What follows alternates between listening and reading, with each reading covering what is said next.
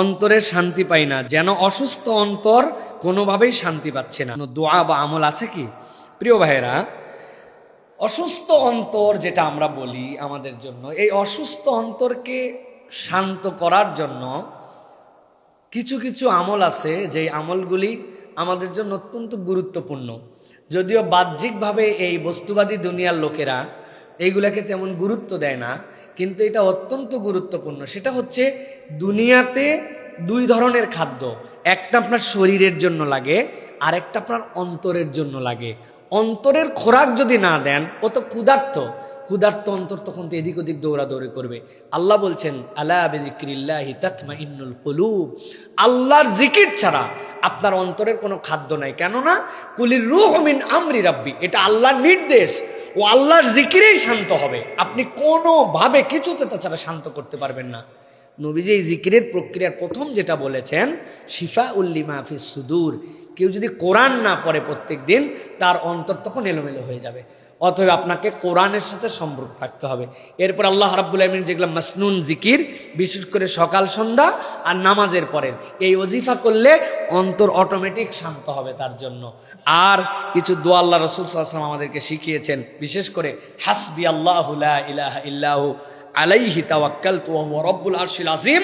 এটা একটা ওজিফার মতো, প্রত্যেক নামাজের পরে 10 বার পড়েন, 20 বার পড়েন, 30 বার পড়েন, কিন্তু এটা একটা ওজিফার মতো। কার জন্য? যার রোগ আছে, যার অন্তর এত কিছুর পরেও শান্তি হচ্ছে না। হাসবি আল্লাহু লা ইলাহা ইল্লাহু আলাইহি তাওয়াক্কালতু ওয়া হুয়া রাব্বুল আরশিল আযীম।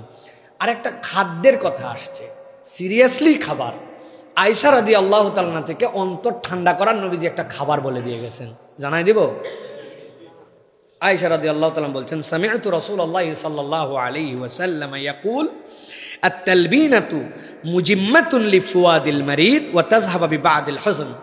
আল্লাহ নবী বলছেন, তোমরা তালবিনা খাও, এটার দ্বারা তোমাদের কিছু দুশ্চিন্তা চলে যাবে।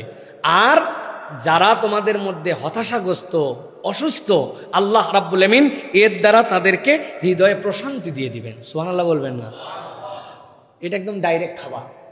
আল্লাহ বলতেছেন, ও বিবাদিল হুজন, তার কিছু দুশ্চিন্তা আল্লাহ দূর করে দিবেন। আর আল্লাহ রাব্বুল তার অন্তরকে শান্তি দিয়ে দিবেন, শরীরকে সুস্থ বানায় দিবেন। মারা গেছে কেউ, হতাশ, দুশ্চিন্তা, আল্লাহ নবী বলেন তাদেরকে তালবিনা বানায় খাওয়াও। ওরা ওদের ফ্যামিলি ক্রাইসিসে ভুগতেছে, এমন লোককে হারাইছে যে ওদের অন্তরের মধ্যে আর কোনো শান্তি নাই, তালবিনা তাদের জন্য বানায় পাঠাও। কি দিয়ে? জবের আটা, সাথে মধু দিয়ে মিষ্টি, চিনি দিয়ে না। কি দিয়ে মিষ্টি? জবের আটাটাকে প্রথমে খামির করছেন আপনি হাত দিয়ে, খামির করার পরে ওর মধ্যে মধু দিচ্ছেন মিষ্টি করার জন্য। এরপর হাত দিয়ে ওইটাকে, জবের আটাটা একটু গরম পানির মধ্যে নিলেন, নেওয়ার পরে একটু সিদ্ধ করলেন, যেরকম করে চালের আটা দিয়ে গমের আটা সিদ্ধ রুটি বানানোর জন্য জবের আটা বানালেন। এরপরে ওইটাকে নরম করার জন্য, মিষ্টি করার জন্য দিছেন হচ্ছে প্রথমে মধু। স্টেপটা মনে রাখতে হবে, মধু দিয়ে অনেকক্ষণ মেল্ট করে করে একটু চেক করে দেখলেন যে মাশাআল্লাহ মিষ্টি হয়েছে। এরপরে অল্প একটু নিছেন বাটির মধ্যে, দুধ গরম করার পরে ঠান্ডা করছেন। একদম কড়া গরম দুধ খেতে হয় না, ঠান্ডা একটু দুধ ওর মধ্যে দিছেন। দেওয়ার পরে ঘাঁটার পরে যেই আপনার জন্য পায়েসের মতো হলো, আল্লাহ নবী বলছেন এটার নাম তালবিনা। এটা যদি তুমি খাও, অন্তরের দুশ্চিন্তা যাবে, অসুস্থ রোগী ভালো হবে।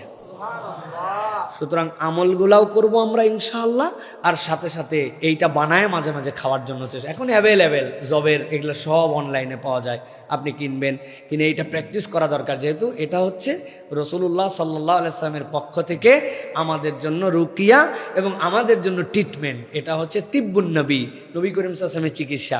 সেটা আমরা গ্রহণ করলে ইনশাআল্লাহ আমরা উপকার পাবো।